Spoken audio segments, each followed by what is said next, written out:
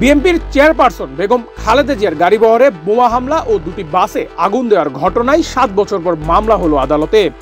তৎকালীন police super SM. Jahangir সরকার সহ 178 জনের বিরুদ্ধে এই মামলা করা হয়েছে। 8 ডিসেম্বর রোববার ফেনী সদর আমলি আদালতের বিচারক সিনিয়র জুডিশিয়াল ম্যাজিস্ট্রেট সায়েদ মোহাম্মদ সাফায়েত লিখিতভাবে এই আদেশ দেন।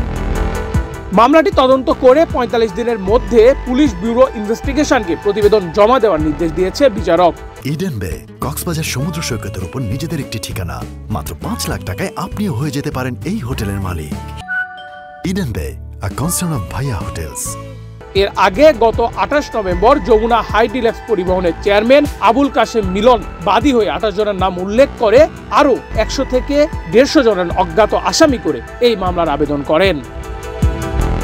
মামলার বিবরণে জানা যায় 2017 সালের 31 ডিসেম্বর কক্সবাজারের রোহিঙ্গা ক্যাম্প পরিদর্শন শেষে খালেদা জিয়ার গাড়িভর ঢাকায় ফেরার পথে ঢাকা চট্টগ্রাম মহাসড়কের ফেনী সদর উপজেলার মহিপাল এলাকায় হামলার ঘটনা ঘটে। এ সময় বেশ কয়েকটি গাড়ি ভাঙচুর করা হয়। হামলাকারীরা খালেদা জিয়াকে উদ্দেশ্য করে বোমা বিস্ফোরণ ঘটিয়ে যান চলাচল বন্ধ করে দেন।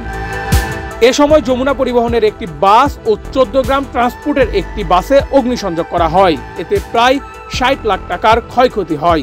সেই সময় ঘটনাকে ভিন্ন খাতে প্রবাহিত করতে মামলার বাদী আবুল কাশেম মিলন সহ 5 জনকে গ্রেপ্তার করে পুলিশ।